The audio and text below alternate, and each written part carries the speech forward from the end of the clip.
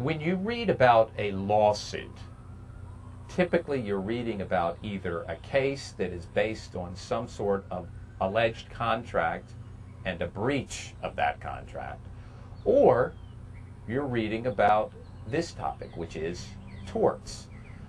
Any sort of non-contractual wrong for which the law affords a civil remedy, in other words, people can sue and collect damages, tends to be called a tort.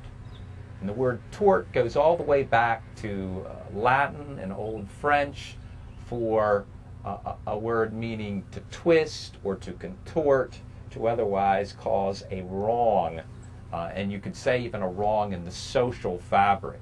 The idea behind tort law is, even though you have not agreed to something in the same sense that you would in contract law, we find that as a matter of social policy, if you caused harm to someone because of this breach of social etiquette or social norms, you should have to pay damages for the harms that you have caused. There are three main types of torts. One is negligence, and that's the biggest and most commonplace of all torts.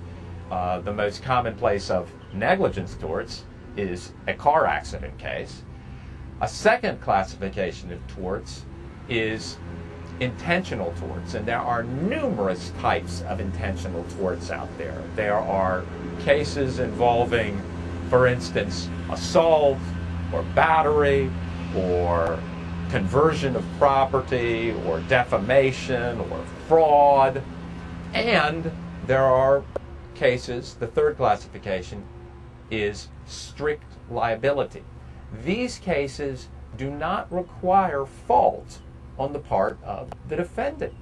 All we're looking for is that the defendant's actions, his goods, his services, caused harm to a plaintiff. And as a matter of social policy, we have decided that the defendant should bear the risks and should have to pay for any of the harms from his goods or services. That's strict liability. Now, torts, of course, come in many sizes and shapes. People are often, I believe, a little confused about this. I read of a case out of the state of Delaware in which a professor at the local law school, a professor of torts, was asked for her take on a particular case, and the journalist apparently was not even familiar with the word tort. She instead reported that she had talked to a professor of sorts,